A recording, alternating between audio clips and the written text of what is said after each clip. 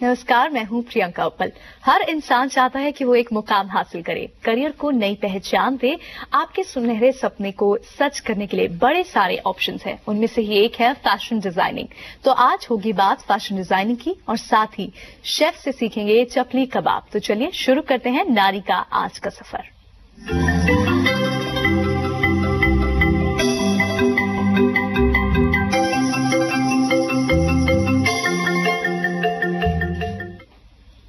तो 12th के results भी आ चुके हैं और अब स्टूडेंट्स परेशान हैं कि अब इसके बाद क्या करियर लिया जाए, कौन सी फील्ड चुनी जाए।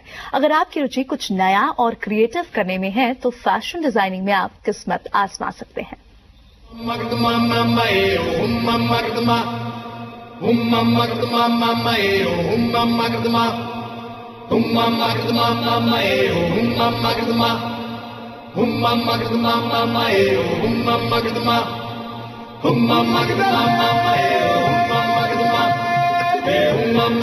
रैंप पर चलती मॉडल्स और इन मॉडल्स के खूबसूरत कपड़े सबको लुभाते हैं। हर किसी का दिल चाहता है कि उसके कपड़े लेटेस्ट और ट्रेंडी हो।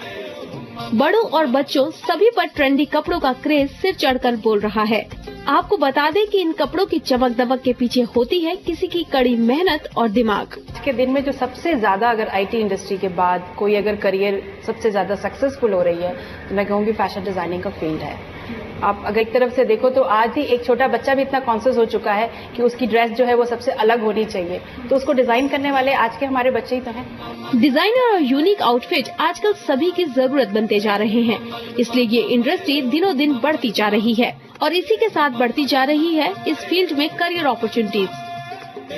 फैशन इंडस्ट्री में कदम रखने से पहले स्टूडेंट्स को बाकायदा ट्रेनिंग दी जाती है। इन्हें कपड़ों की सिलाई से लेकर डिस्प्ले का तरीका भी सिखाया जाता है। इसी तरह के कोर्सेज आपको इन इंस्टीट्यूट में मिल सकते हैं। WLC college of India, national institute of fashion designing, Indian institute of fashion technology, ये कुछ ऐसे इंस्टीट्यूट हैं जो फैशन डिजाइनिंग का कोर्स करवाते हैं। नेहा गुप्ता, नोएडा, जी न्यूज, उत्तर प्रदेश। चलिए, करियर का ये ऑप्शन कैसा है, कितना सक्सेसफुल है, क्या प्रोस्पेक्ट्स हैं इसके, इसी पर ज्यादा बातचीत के लिए हमारे साथ आज स्टूडियो में मौजूद हैं Malvika Singh Gupta, CEO WLC institute. Malvika ji, स्वागत है आपका हमारे शो पे। सुनहरे सपने तो हर कोई देखता है मालविका जी, ऊंचे ऊंचे सपने, ऊंचे ऊंचे ख्वाब, लेकिन कुछ स्किल्स की भी रिक्वायरमेंट है इस फील्ड के लिए, बेसिक स्किल्स। जरूर, फैशन करने के लिए कुछ बेसिक स्किल्स डेफिनेटली जरूरत होती है, जिनमें ड्राइंग करने का स्किल, हैंड स्किल होता है।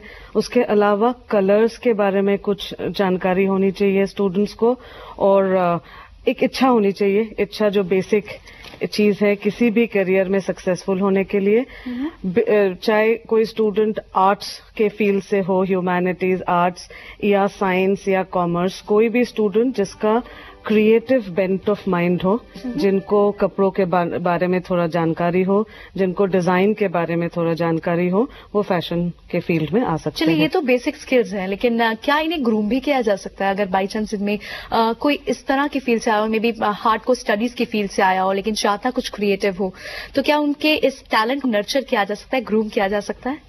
जरूर, किसी में भी अगर इच्छा हो और थोड़ा सा क्रिएटिव कुछ करने का चाह हो, जरूर इसको डेवलप करा जा सकता है। ट्रेनिंग ही ऐसे होता है जो शुरू होता है हैंड स्किल से, उसके बाद उनको बिजनेस, डिजाइन, कपड़ों के बारे में, फैब्रिक के बारे में, एक्सपोर्ट्स के बारे में सब कुछ सिखाया जाता है कोर्स में। सो कोई भी जिनको करना चाहते हैं जो वो कर सकते हैं। जी मालविका जी, बहुत एक्सपेंसिव कॉस्ट तो होता ही है ये, और साथ ही कपड़े जो बन के आते हैं, डिजाइनर क्लोथ्स बेसिकली, वो भी बहुत एक्सपेंसिव होते हैं। लेकिन जानना चाहेंगे हमारी ऑडियंस भी, शायद एक बेसिक सवाल भी आता है, क्यों इतने महंगे कपड़ों की डिमांड होती है, कौन पसंद करता है इन्हें? मैं थोड़ा सा इस पे डिफर करूंगी आपसे कि ये जरूरी नहीं है कि खाली महंगे कपड़े ही फैशन डिजाइनर बनाए। फैशन डिजाइनर कई तरीकों के कपड़े बनाते हैं। फैशन और डिजाइन ज्यादा इम्पोर्टेंट है, फैब्रिक या उसका प्राइस उसके बाद आता है। जी। तो आज के समय में नॉन मेट्रोज या कई भी जगह आप देखते हैं तो हर एक का चाह है कि फैशनेबल हो, अच्छे कपड़े पहने, अच्छे डिजाइन्स पहने, और जो डिजाइन जमाने के साथ चल रहा हो। तो उसके लिए ये जरूरी नहीं है कि कपड़ा कॉस्टली हो। जी। डिजाइन उस तरह से अगर बनाया जाए तो पॉसिबल होता है। यानी जो हम रैंप पे शोज देखते हैं, मॉडल्स को पहने कपड़े देखते हैं, हमें लगता है बहुत कॉस्टली कपड़े होंगे, सिर्फ वही डिजाइनर क्लोथ्स नहीं होते, इसके अलावा आम जिंदगी में जो हम कपड़े पहनते हैं वो भी डिजाइनर ही डिजाइन करते हैं, वो भी फैशन फ्रेटर्निटी से ही लोग होते हैं। उसको भी, उसके पीछे भी फैशन डिजाइनर्स काम किए होते हैं, वो भी उतना ही मेहनत उस पे जाता है जितना कि रैंप में जो कपड़े जो आमतौर पे लोग नहीं पहनते हैं, उन कपड़ों के लिए जितना डिजाइन जाता है, उतना ही जो हम हर रोज पहनते हैं उतने में भी इतना ही डिजाइन वर्क होता है फैशन। यानी आप पूरी तरह से अपने आप को पैम्पर कर सकते हैं कि हम भी डिजाइनर कपड़े पहनते हैं, सिर्फ मॉडल्स या फिर रैंप पे वॉक करने वाले बड़े बड़े डिजाइनर्स ही नहीं पहनते ये कपड़े, या बॉलीवुड एक्टर या एक्ट्रेसेस ही नहीं पहनते हैं। आम जिंदगी में जो कपड़े होते हैं वो भी डिजाइंड होते हैं फैशन फ्रेटर्निटी से ही। तो यानी सिर्फ बिल्कुल हाई और एलीट क्लास के लिए नहीं, आम जो हम बाजार में देखते हैं, नॉट बिल्कुल ही सस्ते कपड़े, लेकिन जो थोड़े बहुत कॉस्टली या फिर थोड़े बहुत भी रीजनेबल जस्टिफाइड कपड़े होते हैं वो भी डिजाइंड होते हैं। बिल्कुल बिल्कुल सही बात है। तो क्या मालविका जी, जितने भी ये फैशन स्टोर्स होते हैं, फैशन बड़े बड़े हाउस होते हैं, इसके अलावा जो हम रेगुलर स्टोर से जाके कपड़े खरीदते हैं, ये भी क्या डिजाइनर ही ने डिजाइन करते हैं? जैसे आजकल इतने रिटेल स्टोर्स हैं, मॉल्स में जाएंगे तो रिटेल स्टोर्स हैं, कुछ तो ब्रांड्स नेशनल इंटरनेशनल हैं, बट कुछ ऐसे भी ब्रांड्स हैं जो काफी लोकल हैं और लोकल मार्केट के लिए डिस्प्ले किया जाता है और बेचा जाता है। उन कपड़ों में भी डिजाइन जाता है, उन लेबल्स के पीछे भी फैशन डिजाइनर्स काम करते हैं और उतना ही मेहनत करते हैं जो इंटरनेशनल ब्रांड्स से एनकरेज्ड और उनके का बेसिस लेके फिर आगे कपड़े बनाए जाते हैं। यानी मालविका जी से हमें ये बात तो कंफर्म हो गई, जिसका एक थॉट जरूर आता है माइंड में कि इसके प्रोस्पेक्ट बहुत ज्यादा है। सिर्फ ये मत सोचे कि हाई एलीट, जैसा कि आम सोच है ये कि शायद फैशन फ्रेटर्निटी या बहुत हाईली कॉस्टली डिजाइन कपड़े होते हैं, शायद वो एक एलीट क्लास ही पहनती होगी। आम जिंदगी में भी जो फैशन स्टोर्स होते हैं या रिटेल स्टोर्स होते हैं, वहां भी कपड़े डिजाइन किए जाते हैं। यानी बहुत बड़ा प्रोस्पेक्ट है इस डिजाइनिंग फील्ड का, इस फैशन फ्रेटर्निटी का। जैसे एक एग्जांपल मैं यहाँ देना चाहूंगी, साड़ी जैसे पहले कोई डिजाइनर नहीं सोचा जाता है था, साड़ी कॉमन इंडियन ड्रेस है, ट्रेडिशनल इंडियन ड्रेस है, लेकिन आज की डेट में साड़ी में भी डिजाइनिंग होता है, उसके अंदर भी फैशन डिजाइनर्स काम करते हैं और जो आम स्टोर्स में साड़ीज मिलते हैं उसमें भी आपको फर्क नजर आएगा जो ट्रेडिशनल डिजाइन है और जो आज के डिजाइन हैं। चलिए मालविका जी से इस पर चर्चा जारी रखेंगे, हम रुकेंगे एक छोटे से ब्रेक लिए और ब्रेक के बाद बात करेंगे कि कपड़ों की थीम पर भी होती है डिजाइनिंग। छोटे से ब्रेक के बाद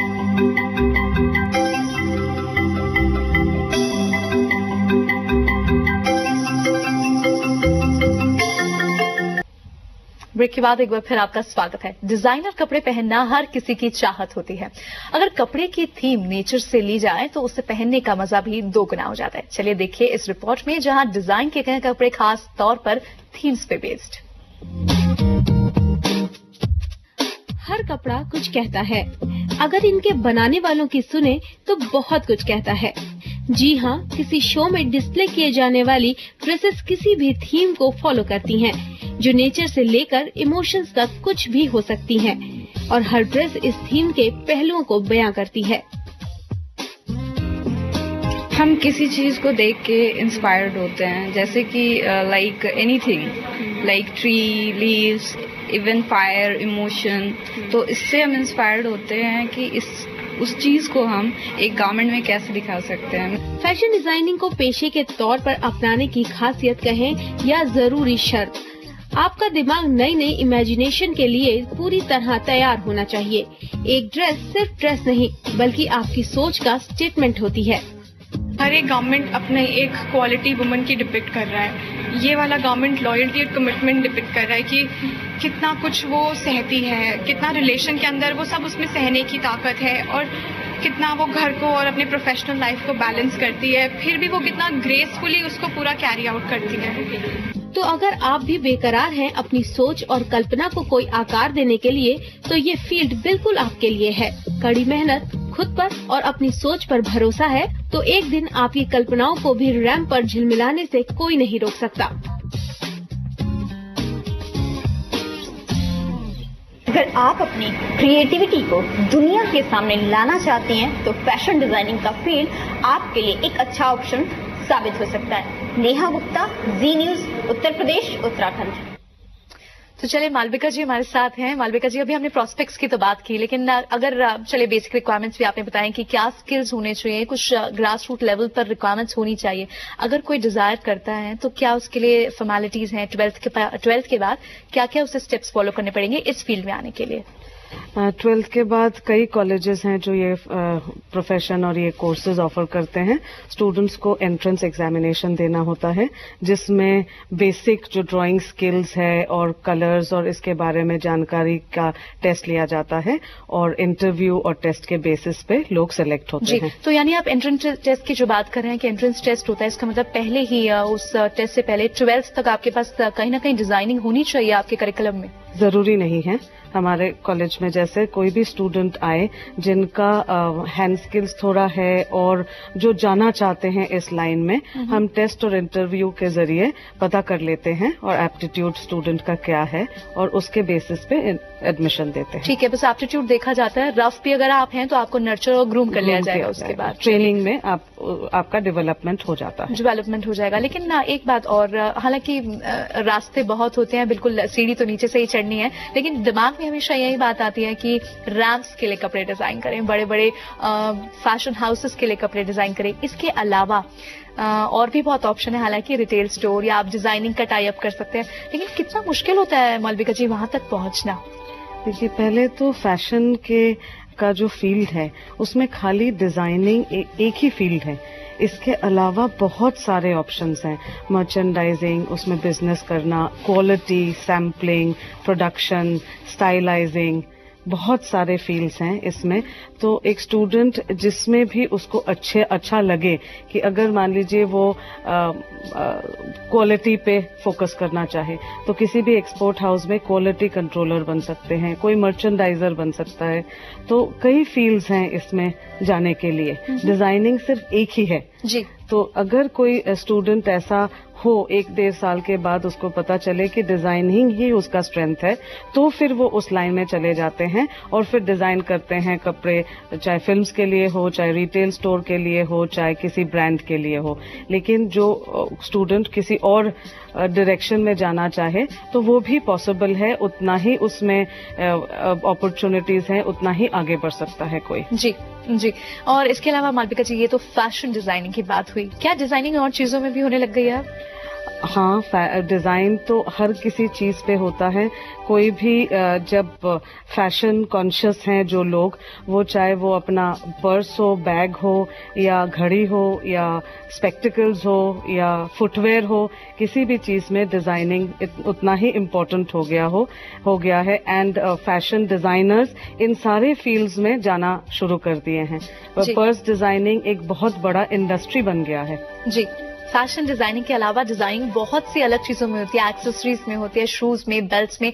आपको भले ही सुन के ताज्जुब लगे, लेकिन ये सच है, डिजाइनिंग और भी चीजों में होती है। यानी बहुत बड़ा दायरा है, बहुत अच्छे फ्यूचर प्रोस्पेक्ट है इस पूरे करियर के। सिर्फ बेसिक रिक्वायरमेंट होनी चाहिए, विलिंगनेस जरूर होनी चाहिए और आपका क्रिएटिव स्किल्स जरूर होनी चाहिए। मालविका जी, शुक्रिया हमें इस तमाम मुद्दे पर चर्चा करने के लिए, हमारे से जानकारी बांटने के लिए बहुत बहुत शुक्रिया आपका। Thank you.